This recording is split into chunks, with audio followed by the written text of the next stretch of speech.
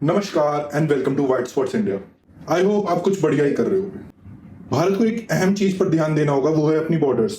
Not only because कि उनको एक टेररिस्ट के लिए ध्यान देना है, but for their citizen rights. Citizen rights को सेफ गार्ड करना होगा, क्योंकि आज we are paying tax, but हमारे टैक्स के पैसे इलीगल इमिग्रेंट्स आकर के यूज कर रहे हैं। चाहे हेल्थ इंफ्रास्ट्रक्चर हो, चाहे एजुकेशन हो, चाहे सब्सिडी लेना हो, चाहे राशन हो।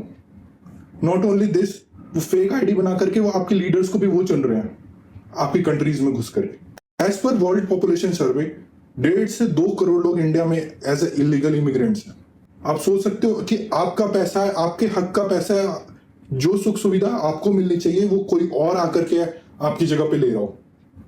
ये आपका हक छीन रहे हैं। अभी रिसेंट सिनेरियो में मैं क्यों इस टॉपिक पे बात करने आया हूं, after Bengal election India Bangladesh border पे फेंसिंग स्टार्ट हो गई है, क्योंकि रूलिंग सेंट्रल गवर्नमेंट कंटिन्यूसली इस चीज पे फोकस कर रही थी कि हमें अपनी कंट्रीज को इलीगल इमिग्रेंट से बचाना है।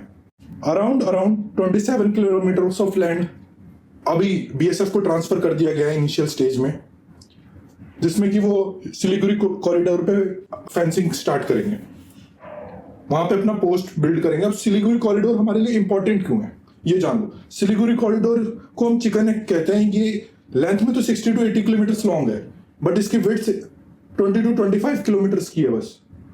अब ये इकलौता कॉरिडोर है जो हमें हमारे नॉर्थ ईस्ट से कनेक्ट करता है, और ये इंपॉर्टेंट इसलिए कि पूरी कनेक्टिविटी हमारी डिपेंडेंट है इस पर।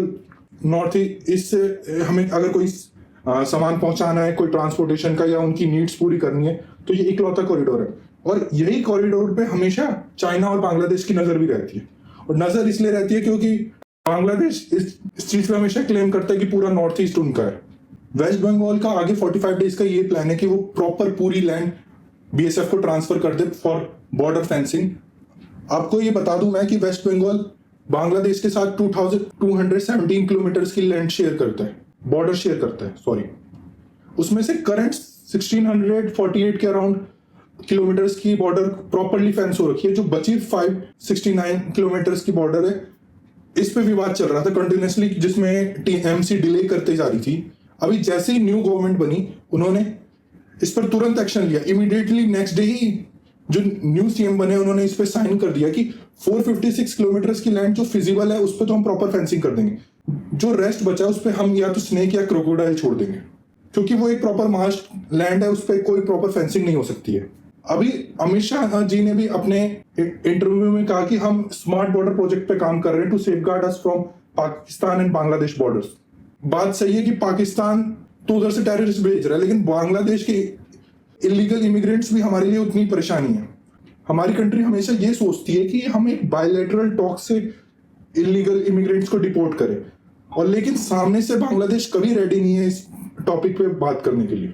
अमित शाह जी ने स्मार्ट बॉर्डर प्रोजेक्ट पे बात की, और ये स्मार्ट बॉर्डर प्रोजेक्ट ऐसा प्रोजेक्ट है कि हम प्रॉपर रडार टैग से अपनी पूरे बॉर्डर्स की प्रोटेक्शन करें, क्योंकि सिंपल फेंसिंग से कुछ नहीं होने वाला है। और ये इंस्पिरेशन हमने इजराइल से ली है, क्योंकि इजराइल ने बहुत पहले ही अपने बॉर्डर्स को स्मार्ट बॉर्डर बना रखा था। पूरा टेक एनेबल प्रोजेक्ट है उनका। आपको ये जानना पड़ेगा कि बंगाल में सीए भी प्रॉपरली इंप्लीमेंट होना शुरू हो चुका है। सीए वैसे तो सेंट्रल गवर्नमेंट लेकर के आई थी 2019 में, और वो प्रॉपरली पूरे इंडिया में इंप्लीमेंट हो चुका है, लेकिन क्योंकि इससे पहले टीएमसी की गवर्नमेंट थी और वो एक ऑपोजिशन गवर्नमेंट थी, तो वहां पर प्रॉपरली एग्जीक्यूशन नहीं होने दे रही थी उनका। तो अभी जैसे बीजेपी की न्यू गवर्नमेंट बनी, इन्होंने प्रॉपरली इंप्लीमेंट करना शुरू कर दिया, और उन्होंने इस टॉपिक पे बात भी कर ली है कि जो भी इमिग्रेंट्स, जो भी माइनॉरिटीज 2014 से पहले आ रखे, हम एक्सक्लूडिंग मुस्लिम्स, हम उनको प्रॉपर सिटीजनशिप देने का प्रोसेस करेंगे, लेकिन जो बाकी इनएलिजिबल हैं सीएए के लिए, उनको हमें डिपोर्ट करना होगा, और उसके लिए प्रॉपर मेजर्स ले रही हैं। उन्होंने प्रॉपर लोकल रेजिडेंट्स को भी बोला है कि आप अपने एरिया में अगर किसी को ऐसा जानते हैं तो आप बीएसएफ को कॉल कर सकते हैं। बांग्लादेश और पाकिस्तान का तो चलते हुए से आया है कि वो थोड़ा सा चाइना की तरफ अलाइन होते हैं। पाकिस्तान की तो एक स्पेशल नीड्स है कि उसे वहां से वेपन्स मिलते रहते हैं, लेकिन बांग्लादेश की एक नीड है कि बांग्लादेश को चाहिए होता है इन्वेस्टमेंट्स, और चाइना भी इसलिए इन्वेस्टमेंट करता है क्योंकि चाइना को अपनी प्रेजेंस चाहिए इंडियन ओशन में। वो उसको एक बेटर ऑल्टरनेटिव देखते हैं कि बांग्लादेश के थ्रू मैं अपनी इंडियन ओशन में प्रेजेंस बना सकता हूँ। करंट टाइम में ये सिनेरियोज हैं कि हम कॉन्टिन्यूसली बांग्लादेश की गवर्नमेंट से टॉक करते हैं।